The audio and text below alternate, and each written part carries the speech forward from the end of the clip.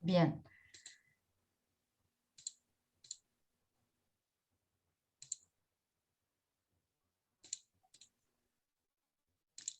Quiero comenzar por darles la bienvenida a todos y a todos los interesados en el curso, los juristas del horror, del Instituto de Capacitación e Investigación del Poder Judicial de San Luis, Juan Crisóstomo Lafinur, División Villa Mercedes. Este curso surgió con la idea de repasar los documentos de asistencia a un congreso para docentes sobre la Shoah y Holocausto, que se realizó en el año 2006 en el Museo del Holocausto, en la época en que se encontraba bajo la dirección de la profesora Graciela Ginich. Graciela Ginich, desde el Museo del Holocausto, convocaba a docentes de todo el país, y esos eventos, a veces con participación del Ministerio de Educación, duraban hasta 2 días completos.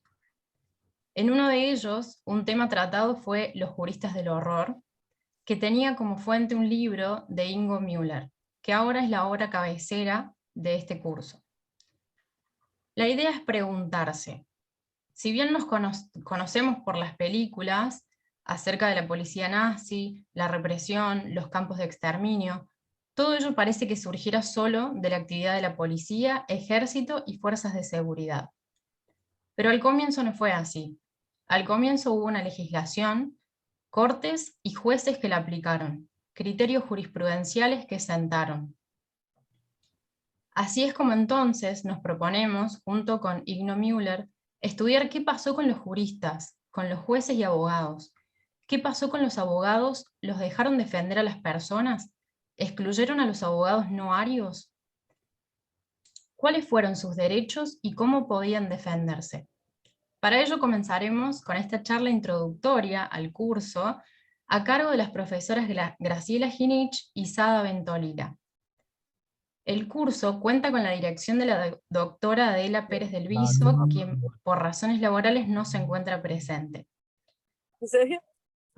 Además destacamos que el curso tiene el auspicio y el aval de la Cátedra Libre de Discriminación, Genocidio y Holocausto de la Universidad Nacional de San Luis, del Centro de Derechos Humanos de la Universidad de Buenos Aires a través de su profesor Dr. Gregorio Flax. Y el curso cuenta con una tutora que es miembro de la Cátedra Libre de Discriminación, Genocidio y Holocausto, que es la profesora Angélica Requelme. Angélica Requelme es profesora de Ciencias Políticas y divulgadora científica, especialista en Educación Superior de la Facultad de Ciencias Humanas de la Universidad Nacional de San Luis, maestrando de la carrera Maestría en Educación Superior de la Universidad Nacional de San Luis, y miembro de la Cátedra Libre de Discriminación, Genocidios y Holocausto, colaboradora en distintas actividades generadas desde la cátedra en torno a estos temas, y actualmente está a cargo de la dirección de la Escuela Secundaria Polo Godoy Rojo de la ciudad de San Luis. A continuación, ¿podemos silenciar los micrófonos todos?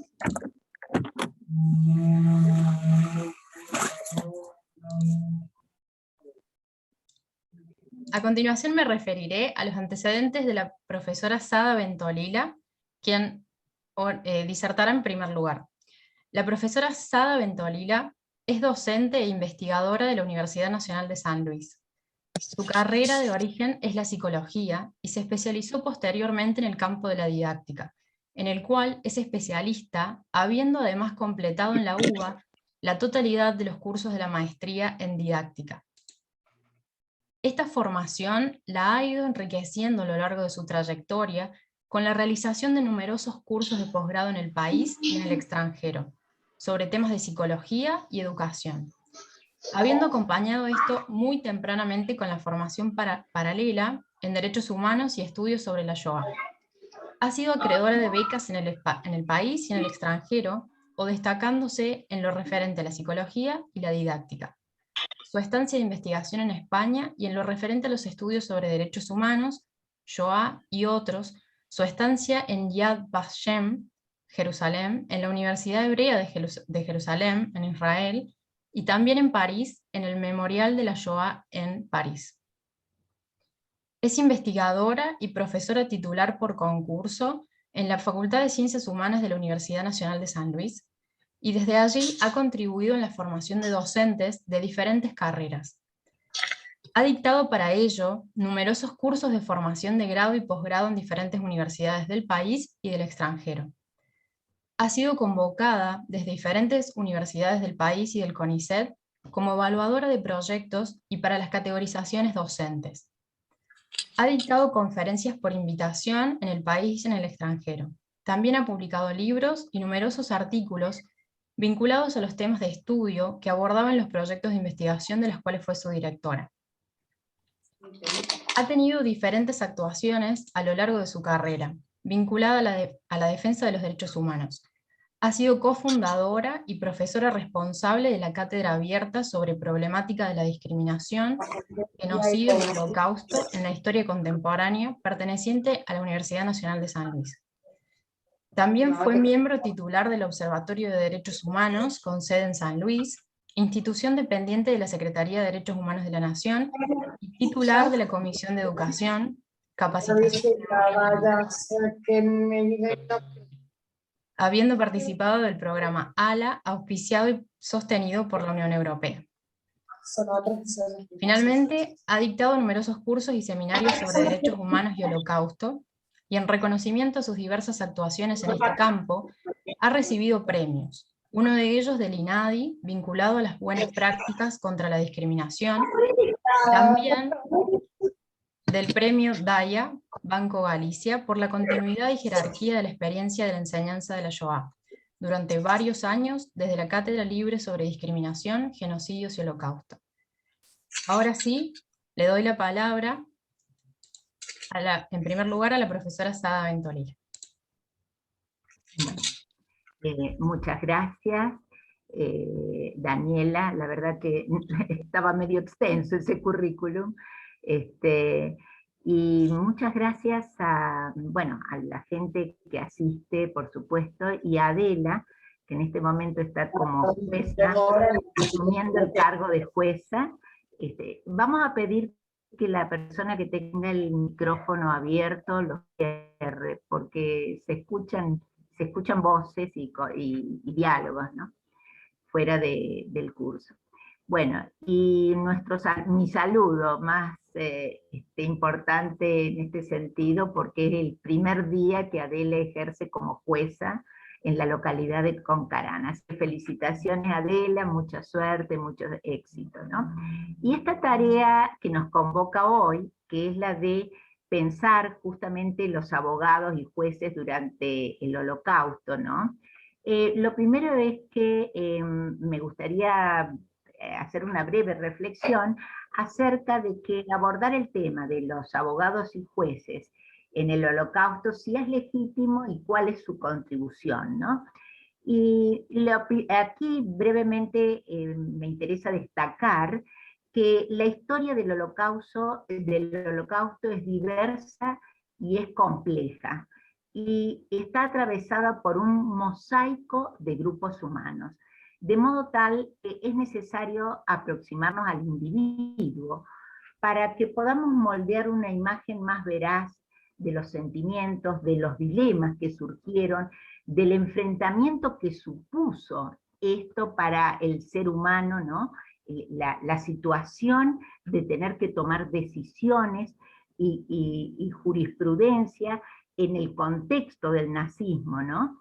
Hay que pensar que 6 millones de víctimas en realidad configuran un grupo, una cantidad intangible, casi imposible de aprehender, ¿no? De modo tal que si hablamos solo en general, nuestro acercamiento a esa realidad es difícil, ¿no? Es más difícil. Desde luego que es difícil en sí misma, pero es más difícil aún si lo hacemos desde la generalidad. En cambio, sí podemos llegar a ver, aplicar la lupa a un grupo definido, permite enfatizar el estudio del protagonista de la historia humana, que es el individuo, el sujeto, el ser humano, y de ese modo ir deconstruyendo un relato histórico generalmente panorámico, generalizante, que oculta, no con intención, pero el resultado es que termina ocultando a la persona humana que está detrás de esta historia o de esto que pretendemos, acerca de lo cual pretendemos hacer objeto de estudio, que es la Shoah, el Holocausto, ¿no? De modo tal que, como todo grupo caracterizado de la población judía, no necesariamente solo de la población judía y de los, perdón, acá no es judía, es alemana, o del contexto, digamos, social en el que se produjo la Shoah, el Holocausto, los abogados y los jueces también debieron tener confrontaciones singulares con su conciencia y con la sociedad. Y me retracto de haber puesto la palabra judío, porque justamente una de las cosas que sucede durante el nazismo es que los profesionales dejan de tener el derecho de ejercer, los profesionales judíos, de modo tal que no hubieron ni abogados ni jueces judíos durante el nazismo, ¿no? Salvo al inicio, hasta que esto, por ley, se decreta que no pueden seguir ejerciendo la profesión, ¿no? De modo tal que la idea acá un poco es, en esta primera clase, hacer una breve introducción relatando acerca de cómo se produjo la Shoah o el Holocausto, tratando también de discriminar acerca de estos términos y completarlo con un testimonio de una sobreviviente, porque es justamente la palabra del que lo sufrió, del que lo padeció, la que también va a permitirnos adentrarnos en un nivel de comprensión más profunda de lo que hoy estamos haciendo objeto de estudio. Entonces, la primera pregunta entonces con la que vamos a comenzar es ¿qué fue el Holocausto Shoah? Y esto digamos, el tratamiento que vamos a hacer es muy breve, debido a que entendemos que hay muchos que ya conocen acerca de la Shoah y por eso se inscribieron en el curso, pero también hay gente que es la primera vez que se acerca a estos temas. Entonces eso lo legitima que hagamos un primer esbozo de qué fue el Holocausto y Shoah. Y acá lo que quiero es señalar que hay tres términos que siempre están relacionados cuando se toca el tema, la cuestión del Holocausto, que es genocidio, Shoah y Holocausto. Suelen aplicarse muchas veces de igual manera, pero es importante saber cuándo, cómo y por qué usamos cada uno. ¿Y por qué digo esto? Porque muchos de nosotros trabajamos estos temas en el campo de la educación. Entonces es fundamental ir clarificando semejanzas y diferencias para saber cuándo y cómo lo usamos, ¿sí? El concepto de genocidio es un término legal referido a la destrucción de los pilares básicos de un grupo nacional, étnico, racial o religioso, o a su destrucción hasta que deja de existir como tal. Este término fue acuñado por un jurista judío antes de que empezara la guerra, fíjense ustedes, y estuvo inspirado en lo que él empieza a llamar el genocidio armenio, que hoy se llama así, pero que no era conocido hasta ese entonces con ese nombre, ¿no? El término lo utiliza en una reunión donde habla sobre el genocidio armenio en Madrid en el año 1933. Acá lo tenemos a Lemkin, Rafael Lemkin, y de él proviene el concepto, la palabra, la categoría genocidio. Él explicaba que el genocidio armenio no significa necesariamente la destrucción inmediata y total del grupo, sino también una serie de acciones planificadas para destruir los elementos básicos de la existencia grupal como tal. O sea, por ejemplo, destruir el idioma, la cultura, la identidad nacional, la economía, la libertad de sus integrantes, configuran, digamos, componentes de un plan genocida, ¿no?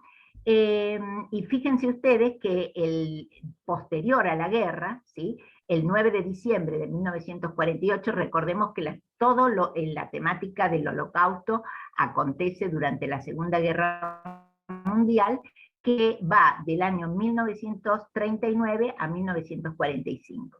Pero posterior a 1945, el 9 de diciembre de 1948, las Naciones Unidas aprueban la Convención contra el Genocidio y ahí se firma un acuerdo para prevenir el genocidio y castigar a aquellos que lo planifican y lo llevan a cabo, ¿sí?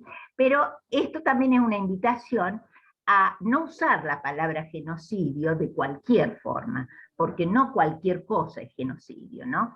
El genocidio implica la matanza de miembros del grupo, y tendiente a que sea de la totalidad del grupo, lesión grave a integridad física o mental de los miembros de ese grupo, sometimiento intencional del grupo a condiciones de existencia que acarreen su destrucción física total o parcial, pero parcial mayoritaria, no un poquito, ¿no? Medidas destinadas a impedir el nacimiento en el seno del grupo, traslado por la fuerza de niños del grupo a otro grupo. Esto tiene que ver, el tema de tocar a los niños tiene que ver con garantizar, digamos, que ese grupo no tenga continuidad. Por eso separan o matan a los hijos, ¿no? Que es otra manera de matar al grupo, ¿sí? Y básicamente lo que dije al principio, destruir el idioma, la cultura, la identidad nacional, la economía, la libertad de sus integrantes, etc. Sobre esto es que las Naciones Unidas, digamos, hablaron y firmaron un acuerdo en la Convención contra el Genocidio en el año 1948. A su vez, el otro concepto que aparece ligado a esto es el de holocausto, ¿no? Holocausto, que en su palabra etimológicamente, es una palabra que proviene de la Biblia, pero que etimológicamente designa un tipo de sacrificio a Dios que era consumido por el fuego, ¿no? Es decir, por ejemplo, se mataba un animal y se lo ponía sobre el fuego. Eso era un sacrificio dirigido a la figura divina, ¿no?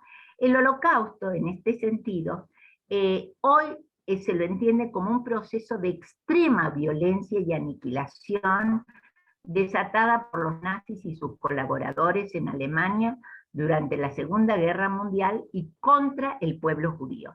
Esto es un tema que en general está aceptado, pero que hay algunos que lo ponen en discusión. El Holocausto fue un genocidio total y sistemático, sin precedentes, esto es importante que tengamos en claro, ¿no? Porque la motivación primordial fue una ideología antisemita y racista que los nazis sostenían y que tenía por objetivo defender la superioridad de la raza aria. Y acá digo genocidio total porque no había, digamos, no había posibilidades de escapatoria, ni siquiera aquellos judíos que se habían convertido hacía años a otra religión, eran dejados de considerarse judíos, ¿no? Para el nazismo. Y el objetivo de este genocidio, del holocausto, ¿no? Y por lo cual se configura en un genocidio total, era que el pueblo judío desapareciera, porque esa fue la política que fueron llevando adelante, primero al interior de Alemania y después en los países conquistados, ¿no? Cuando Alemania avanza con sus ejércitos. Y el tercer término que aparece es el término de Shoah. Es de origen hebreo, o sea, la palabra Shoah es de origen hebreo, y lo destaco porque eso también ha sido un poco parte de las razones por las cuales se ha ido familiarizando más el uso del concepto de Shoah. También significa destrucción, ¿sí?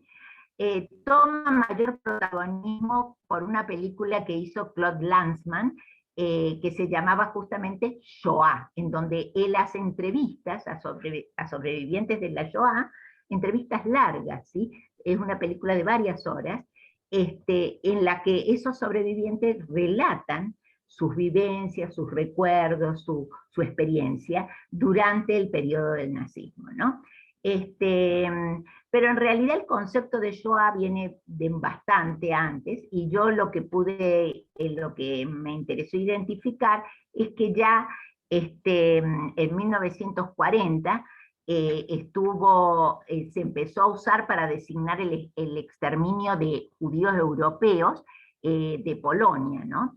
En ese folleto que se elaboró para hacer esa denuncia, su título, inclusive para presentar los informes de lo que se estaba haciendo con los judíos en Polonia, su título incluía el nombre de Shoah. Y en los años 50, o sea, después ya de la guerra, se empezó a utilizar en el mundo la palabra Shoah para describir el holocausto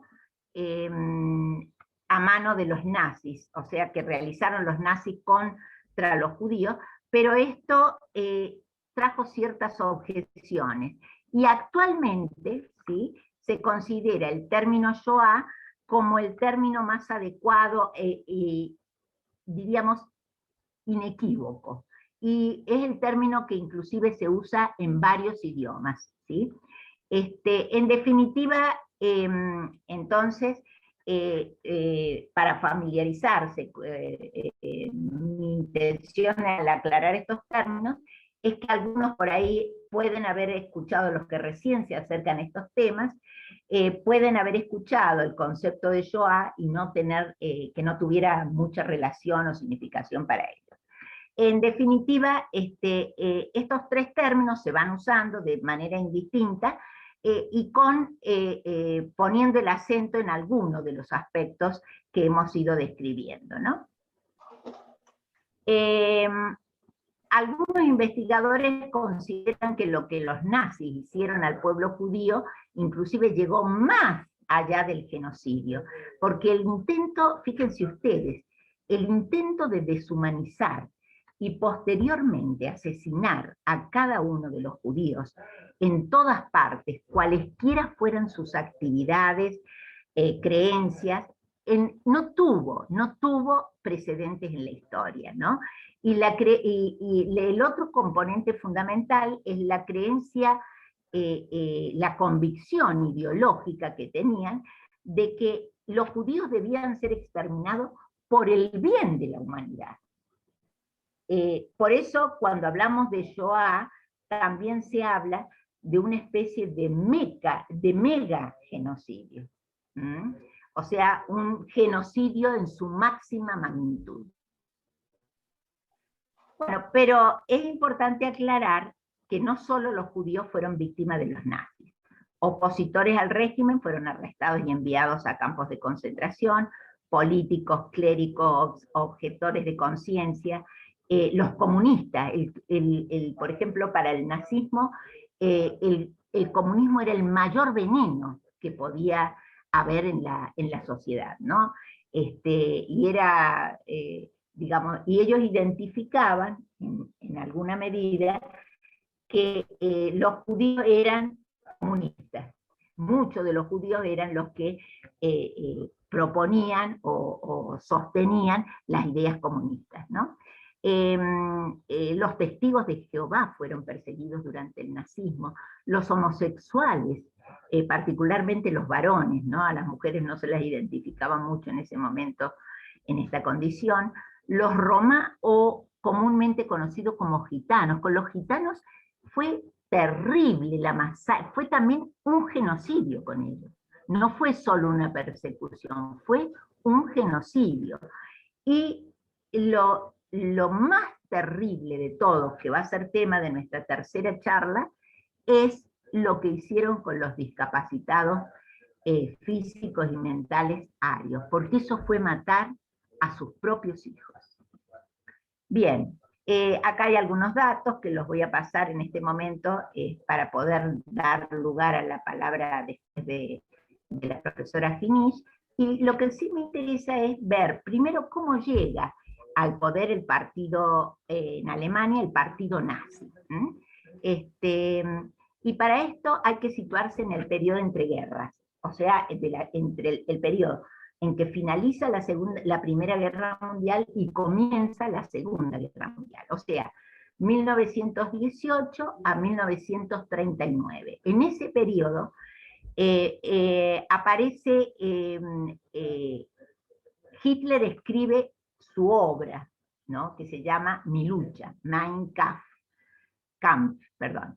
Y ahí el libro culpa a los judíos de una supuesta conspiración internacional, y que esa fue la causa, él atribuye a que esa fue la causa de la derrota de Alemania. Lo que hay que recordar es que después de la Primera Guerra Mundial, en la que Alemania intervino, ¿sí?, Alemania sale perdedor en la Primera Guerra Mundial. Y eso tiene una consecuencia devastadora para la conciencia política y la conciencia y la, digamos, el espíritu alemán, lo que ellos llaman el espíritu alemán, ¿no? Y él habla en su libro, Mein Kampf, Mi lucha, él habla en términos de que en realidad los judíos son como una enfermedad, como una infección, que hay que erradicarla, y inclusive utiliza términos terribles, son ratas que la verdad es que cada vez que lo recuerdo, a mí se me produce piel de grano. Hay que matarlos como ratas, son expresiones que utiliza en la escritura de su libro, ¿no? Y habla justamente de extirpación y exterminio respecto a los judíos, ¿no?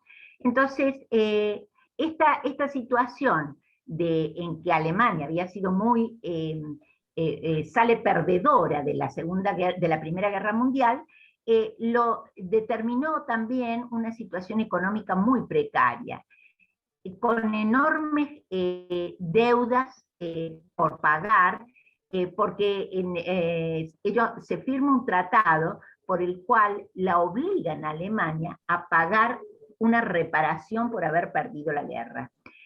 Y esa reparación que debe pagar, por supuesto que son cifras altísimas, queda en Alemania se siente como víctima de un usurero, y como consecuencia, justamente durante ese periodo, que fue la década del 30 también, ¿no?, que sobrevino a nivel mundial la Gran Depresión, la llamada Gran Depresión del 30, toda la situación económica empeoró. Gran porcentaje de los alemanes pierden sus empleos y la inflación llega a límites desbordantes. Y en lo político, Alemania enfrentaba una gran crisis política. Y esto quizás ha sido lo más, la puerta de entrada, ¿no?, para Hitler en el poder, que fue que Alemania enfrentaba, los gabinetes del gobierno se renovaban una y otra vez, había una inestabilidad política muy fuerte, y donde constantemente habían o nuevas elecciones o cambios en el poder, de modo tal que se fue generando una especie de vacío de poder, ¿sí? Y entre todo este contexto de inestabilidad surge un pequeño partido político, ahí está, llamado Partido Nacional Socialista de los Trabajadores, cuyo líder era Adolf Hitler, ¿no? Y este partido comienza a traer seguidores debido, por un lado, a la gran capacidad oratoria de Hitler, pero también en base a las condiciones sociopolíticas y económicas que describí antes. Es decir,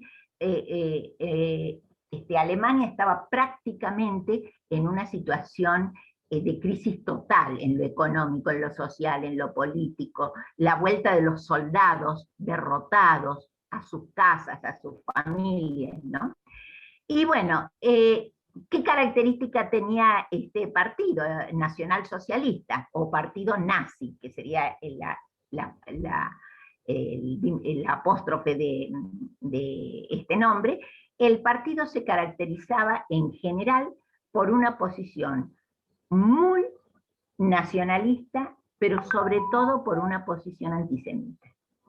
Y aquí aparece el judío como el chivo expiatorio de toda la situación de crisis, y Hitler y el partido nazi como quien iba a reivindicar a Alemania y le iba a volver a otorgar su grandeza histórica. Este es el modo en el que Hitler empieza a vender, entre comillas, su propuesta política, ¿no? En el año 1923, Hitler inclusive intenta realizar un golpe de Estado, pero fracasa, es apresado y liberado al año siguiente, pero su trabajo político siguió sin parar, y lo interesante es que empieza a apelar a gente joven, ¿sí? Y a gente joven y caras que no eran en ese momento familiares en la política. Y con eso buscaba dar la impresión de que iba a revolucionar la vieja política. Para el año 33, los partidos conservadores no tenían el apoyo suficiente de la población y deciden integrar al Partido Nacional Socialista a sus filas para conseguir un gobierno mayoritario. Es decir, hacen una alianza con este partido que recién estaba surgiendo, ¿no? Y así es como en enero de ese mismo año, o sea, del 33, el que era presidente en ese momento de Alemania, Paul von Hindenburg, nombra canciller a Hitler. Pero este cargo de canciller posteriormente termina asumiendo la totalidad del poder, porque se produce un hecho que es el incendio del Parlamento, un poquito después de haber asumido Hitler, el Reichstag, esto lo realiza un comunista holandés que le sirvió de excusa perfecta para insistir en un decreto que le otorgara la totalidad de los poderes. ¿Para qué? Para proteger a los ciudadanos, ¿sí? Acá así se firmó el decreto que permitía promulgar leyes sin pasar por el Congreso, algo así como los decretos de necesidad y urgencia. Pero las leyes, les puedo asegurar que eran referidas a temas que hacían a los derechos más fundamentales de los seres humanos, que en ese momento de los ciudadanos de Alemania, ¿no? Y esto sirvió, estas leyes, estos decretos, son el inicio de la base legal para que el nazismo pudiera arrestar a todo aquel que estuviera en oposición al régimen. Con esto comienza una fuerte represión a los opositores. Lo primero que se prohíbe es el Partido Comunista y comienzan a arrestarlo, lo llevan a los famosos campos de concentración. Los campos de concentración, los primeros habitantes que tuvieron fueron justamente los comunistas, ¿no?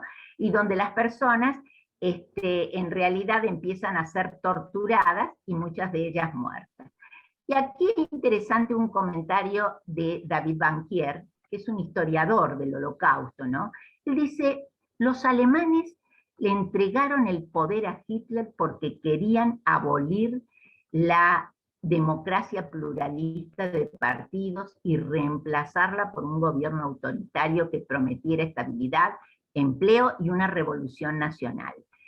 Y acá de lo que está dando cuenta justamente es de cómo cómo el pueblo alemán deposita en el líder su, digamos, su libertad, de alguna forma, ¿no? Este es un tema que después lo trata Adorno cuando estudia la personalidad autoritaria y justamente analiza lo sucedido en Alemania en términos de preguntarse cómo pudo ser, cómo pudo acontecer un hecho de esta naturaleza, como fue el Holocausto, en uno de los países que culturalmente tenía el mayor nivel de desarrollo, como era Alemania en ese tiempo.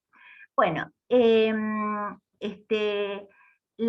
punto es que una vez en el poder, la fase, podríamos mencionar, retomando a Doris Berg, ¿no? A muchos de los autores que han estudiado el Holocausto, cuáles fueron las etapas que el Holocausto fue recorriendo, ¿no?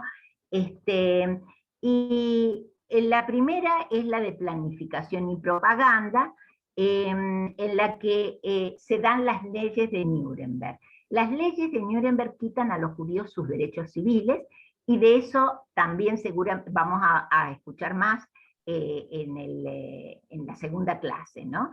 Pero lo cierto es que estas leyes de Nuremberg proponían, por un lado, la ley de ciudadanía del rey, que dividía quiénes eran ciudadanos y quiénes no, y se les quita a los judíos el derecho de ser ciudadanos, ¿sí? Los judíos solo podían ser ciudadanos del rey de baja calidad, digamos, sin derechos políticos, sin derechos políticos. Y la ley para la protección de la sangre y el honor de los alemanes prohibía, por un lado, el matrimonio entre judíos y arios, y lo declaraba un delito. Y además también prohibía las relaciones sexuales extramatrimoniales entre judíos y no judíos, así como prohibía tener empleadas domésticas judías, o prohibía inclusive a la posibilidad de que ejercieran sus profesiones liberales. Estas leyes fueron el punto de partida para un conjunto de avances mayor, porque se dejó de permitir que niños judíos fueran a escuelas que no fueran judías, ¿sí?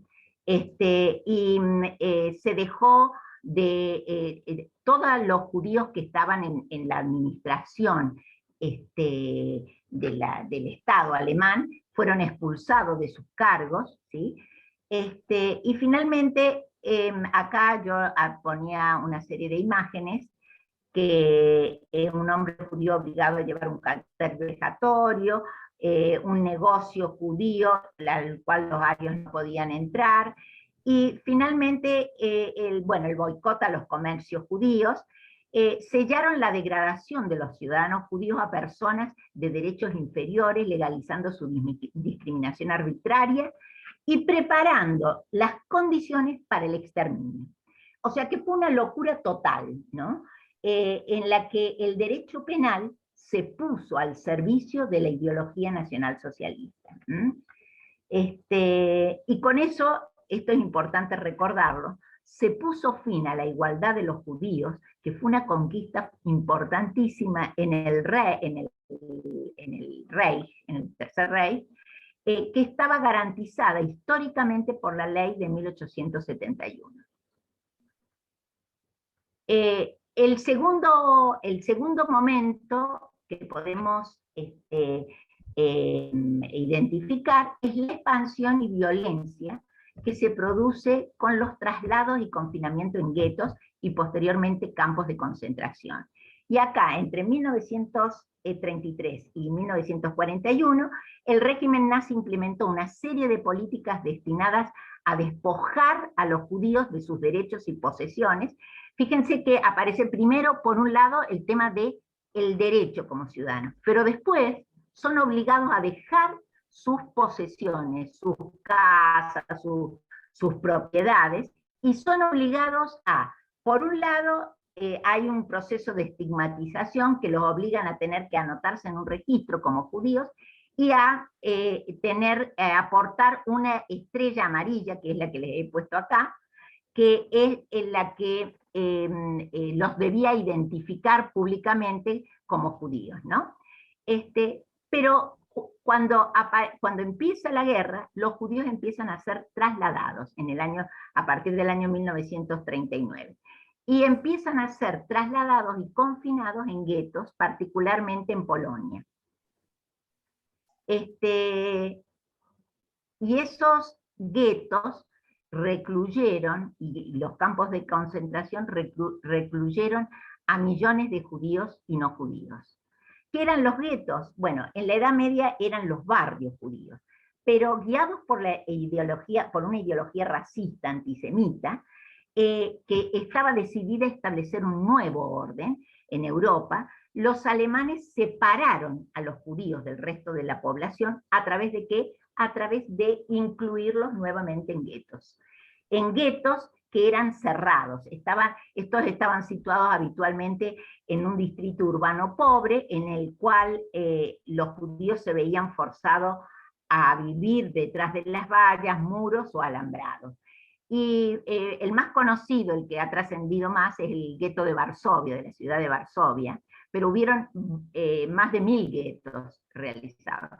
Acá tenemos una imagen de los judíos dejando sus hogares, ¿sí?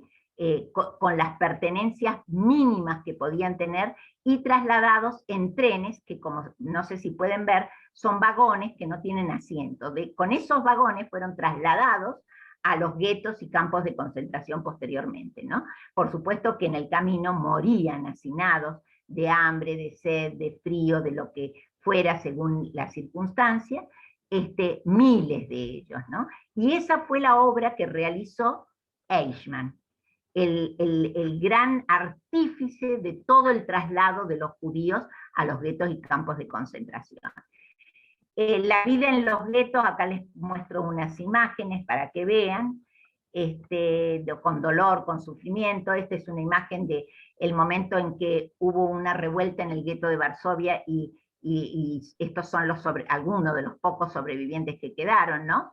Y en el gueto la vida era, digamos, absolutamente restringida, y ahí es donde las mujeres tomaron también un papel fundamental, porque los hombres cayeron en muchos casos en una depresión profunda, desvinculado de sus profesiones, de sus trabajos, las que tenían que buscar y velar por el alimento de sus hijos, saliendo de noche, escapándose del gueto a escondidas con riesgo de muerte o prostituyéndose, fueron las mujeres, ¿no? Y el tercer hito importante fue cuando de los guetos, en los cuales estaba concentrado esencialmente todavía la familia, se pasa a los asesinatos masivos. Y en esto cumplen un papel importante los campos de concentración, pero por sobre todo la decisión que toma el gobierno nazi de acceder a lo que se llamó la solución final. Solución final que fue pensada en una conferencia de Wannsee, por supuesto absolutamente secreto, y donde se establecen cuáles iban a ser algunas de las pautas para llegar a esta solución final, ¿sí? Acá tenemos la entrada de los judíos a un campo de concentración. Esta es una imagen de Auschwitz, de la entrada de Auschwitz. Y finalmente las marchas de la muerte es otro de los hitos importantes que fueron la causa de la destrucción del grupo humano judío, ¿no? Porque como Alemania iba perdiendo la guerra, al ejército alemán hacia el oeste, y los centros de ejecución y los campos de concentración se cierran o son liberados, pero no los dejan libres, los obligan a marchar aún en pleno invierno a pie, trasladándose, y por supuesto como resultado de eso la muerte de la gran mayoría muy pocos sobrevivieron a esas marchas, que por algo se llamaron marchas de la muerte. Y finalmente, lo que se llamó, lo que se determinó como campos no de concentración, sino de exterminio, que eran campos que estaban preparados para matar masivamente a miles de personas. Y en esto se usaba, esencialmente eran con cámaras de gas, se usó un gas especial, se hicieron muchísimas investigaciones acerca de cuál iba a ser el más potente y el más eficiente. En eso invirtieron mucho esfuerzo y proveyeron a esos campos de cámaras de gas y de crematorios. Por supuesto que todo esto era una situación que se mantenía absolutamente en secreto, ¿no? En secreto. Y el último componente al que me quiero referir es el de los llamados Einsam Group, o escuadrones de la muerte, que eran esencialmente otra forma de matanza que hubo. Estos grupos se formaban acompañando al ejército, pero se formaban con gente local, ¿sí? Eran destacamentos especiales, ¿sí? Se crearon antes inclusive de invadir Austria, Checoslovaquia, Polonia, y la misión de estos grupos era sembrar el terror entre la población local y asesinar a todo aquel que consideraban indeseable.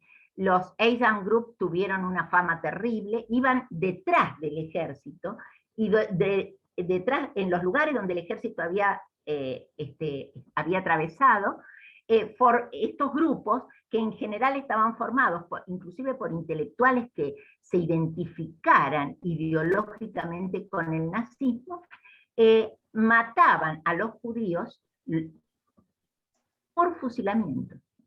Terrible, ¿no? Los hacían cavar sus propias fosas en muchos casos, en la mayoría de los casos, y los fusilaban cayendo a estas fosas. Y el resto de los judíos que quedaban debían enterrar a los primeros, ¿no? Bueno, la inmensa mayoría de los judíos de los que trabajaron en estos grupos fueron, como les dije, intelectuales, con un gran compromiso político, pero siendo esto el último punto que toco para darle la palabra a la profesora Graciela Kinich, solo quiero recordar que cuando nosotros, justamente invitados por la profesora Kinich, yo al menos estuve en el Memorial del Holocausto en París, una de las conferencias que escuché fue justamente la de un historiador que había encontrado cartas de integrantes de los Einsam Group, de estos grupos de tarea, ¿no? Estos grupos de la muerte que se formaban en las distintas poblaciones por las que el ejército alemán iba atravesando. Y era interesante cómo ellos hacían el relato a su familia de lo que estaban haciendo, y a su vez los conflictos de conciencia que le producían, ¿no? Muy interesante, me causó un fuerte impacto escuchar la palabra del propio victimario en este caso, ¿no? Y cómo resolvían estos conflictos éticos. Bueno, y con esto cierro un poco la presentación que quise hacer sobre el Holocausto, para dar lugar a la palabra de quien lo vivió. Y con esto después, en las sucesivas clases que nos quedan, entrar a profundizar la temática de los abogados y los juristas que como grupo intervinieron en la Shoah, en el Holocausto, y cómo lo hicieron. La palabra de quien vivió el Holocausto, la dejo en manos de Graciela Kinich, que es la que en Argentina yo creo que es la que más ha trabajado con los grupos de sobrevivientes que aquí llegaron. Y no solo de aquí, sino de otros lados también. Así que bueno, muchas gracias a todos y bienvenida Graciela, que es un honor compartir con vos. Muchas gracias. Gracias. A Ada. Y yo no soy sobreviviente de la Shoah. Vamos a dejarla a Daniela y luego retomo. Bueno, muchas gracias, Ada.